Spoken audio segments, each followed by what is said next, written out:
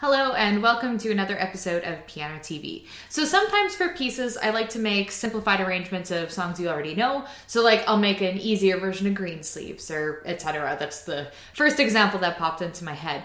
But sometimes it's really fun to take a song that's just in its original form and learn it like that. Now, it's not super easy to find pieces like that as a beginner, although some composers do write beginner level pieces. But that's not to say there aren't some giant compositions that are really difficult that still have simple parts. Well, relatively simple. So today we're going to learn a Mozart Fantasia, which is like a crazy hard piece. You're years away from it if you're a beginner.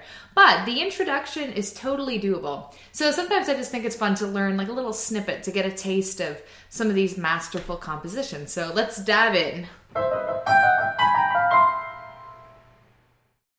So today's piece is a Mozart Fantasia. It's K397 and it's the third Fantasia that he ever wrote.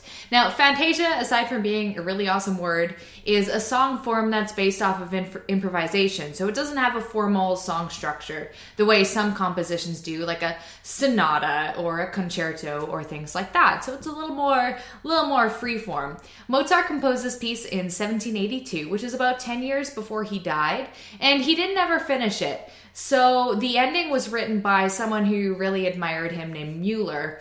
And yeah, even despite being unfinished by Mozart himself, it's still one of his most famous compositions. So I really urge you to check it out. I'll link the full Fantasia below. And if you want to learn more about Mozart and his music and the stuff he composed, click the link on the screen and you can get that even more in-depth backstory.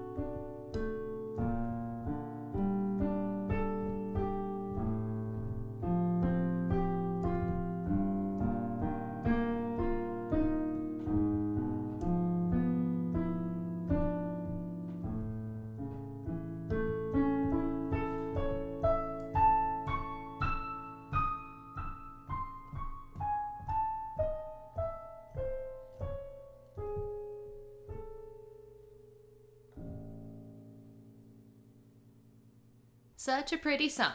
All right, so there's a couple things we'll just start out with here. So the title is declaring that this piece is in the key of D minor, which is a key we haven't explored yet, but we will in the next video when we do the D minor scales. But D minor scale has one flat here hanging out on the B line, and that's kind of what's indicating that it's going to be in D minor. And if you look at the very first few notes of the piece, we have a low D, an F, an A, a D. And those are all letters that are outlining a D minor chord. So that's just another way that we can tell that this is going to be in D minor. So the way that this over here is written looks kind of crazy, I know. So why is there the same letter in an eighth note overlapping that same letter with a dotted half note? So it's to show how the piano is representing different parts. So this low held D can be thought of as our bass line. You can kind of see it repeating. Here's another one. Whereas this eighth note part, as it kind of merges into the right hand and back down and up and down, can be thought of as a secondary part, maybe a type of melody. So these two Ds are played at the exact same time. So it's not like you're going to be going like da-da. It's all going to happen at once. But the bass note must be held down by the pinky while all these other notes play over top of it. And I'll show you what that sounds like on the keyboard. So in order to play that left hand pattern, you just have to plunk down your pinky on that D, and then the other notes you play while continuing to hold that D all the way through. And then that top note is also a held D because you have this long tie. So just to show you again, keep it down. Just like that. And when you switch patterns, same idea, you keep that bass note holding all the way through. And that creates a different effect than if you were to just walk through one note at a time. It kind of loses its I don't know, like its somberness, its because that that bottom note is creating a lot of weight in the sound. So without it, it just ends up sounding a little lighter than I think Mozart would have intended. So that's all you got to do. Just plunk down your pinky and keep it holding all the way through. Even though the rhythm in this looks really complicated with all these rests and ties and all that going on, it's actually a very straightforward rhythm. So first of all, our time signature is in 6/8, which means we're counting 6/8 notes in each bar. So if you take a look, I'm just going to write in the count. So that's beat 1, 2, 3, and then here's beat 4, and these two fall on beat 5 and beat 6. The sound is continuous because there's a note being pressed on every single beat. So there's no extra beats aside from the ones falling on beat 1, 2, 3, 4. And there's also no pauses or weird counting. It's just one note after the other in a constant flow. Even bars farther along in the piece that look a little bit more difficult are exactly the same. Here we have notes happening on beat 1, 2, 3, and then this is a tied note, but this note is played on beat 4, 5, 6.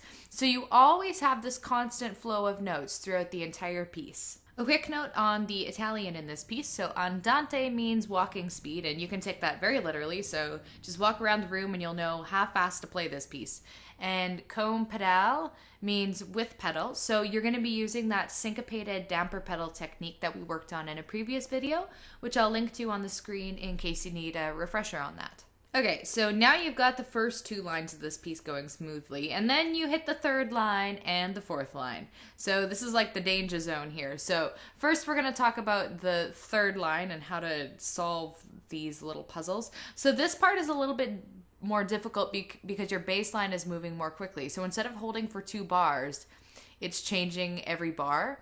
And not only is your bass line changing, but your upper notes are changing every bar as well.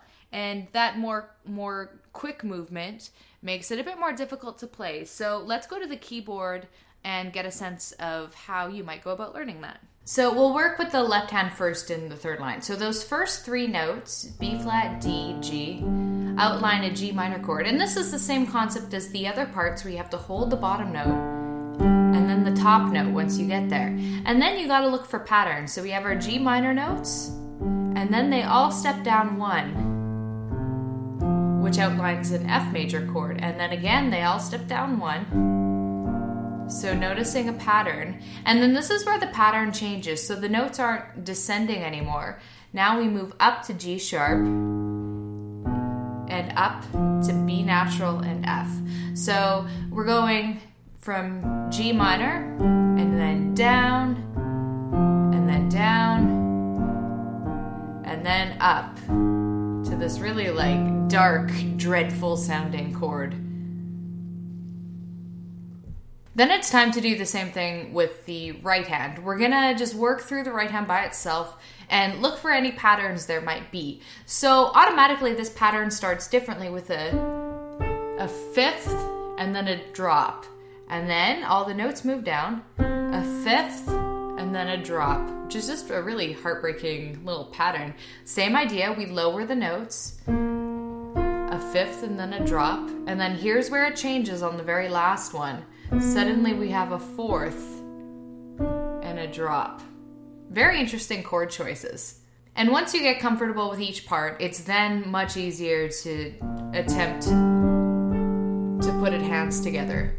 And then here we have the fourth line. So the first half of this up to here is actually just one giant arpeggio. So if you look at the notes involved, you have an A, a C sharp, and an E, and then A, C sharp, E, A, C sharp, E. They kind of repeat indefinitely. So what's happening here is you have an A major arpeggio that's just constantly moving up. And then we get to this part. So the second half of the fourth line is maybe one of the most difficult parts of the piece. So let's just break it down a little bit. You've got this difficult but doable stepping pattern where you go up a semitone and then down a third. And here's where we're going to watch for a pattern. So up a semitone, down a third. Up a semitone, down a fourth. Up a semitone, down a fifth. Up a semitone, down a third. Up a semitone, down a fourth. So you can kind of see this third, then fourth, then fifth, then third, then fourth pattern. And to me, finding those little similar quirks helps me learn and memorize parts. So let's take this part to the keyboard as well. So now let's look at the last three measures of the piece and look at that descending chromatic little pattern here. So just like I outlined on the screenshot, so here we have a semitone and then a third, semitone and then a fourth, semitone and then a fifth, semitone, and now we're back to a third, and a semitone again, and a fourth, and a semitone. So if you can kind of remember the gist of that pattern, it's a little bit easier to play. And the other thing to watch when you're doing this is really, really watch those finger numbers, or else your fingers are going to get all like tangled up. So we start on 4, on the right note now, 4 to 3, and then 2, 5, which is kind of a weird change, 2 to 5 with a semitone, but it's going to enable you to keep going lower and lower. So once you do the 2, 5, you're able to stretch your third finger to play the next set, and then we stretch our second finger, and again we have kind of a weird thing here. We have finger 2 to finger 4, but that enables our finger 2 to finish off the pattern. So really work on that, really making sure you're keeping the fingering consistent, and that's how you'll get through it. Thank you for watching today's video. I hope you enjoyed it, and if you want to learn the piece and kind of walk through it like that, the sheet music is linked below, or you can visit pianotv.net where I post all the sheet music and videos and stuff like that. If you haven't already, don't forget to subscribe and send this video a thumbs up if you like Mozart and his Fantasias. Take care, and until next time.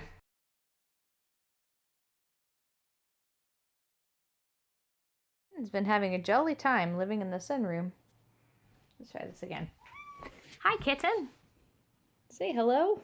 Oh, wow, you are right up in there.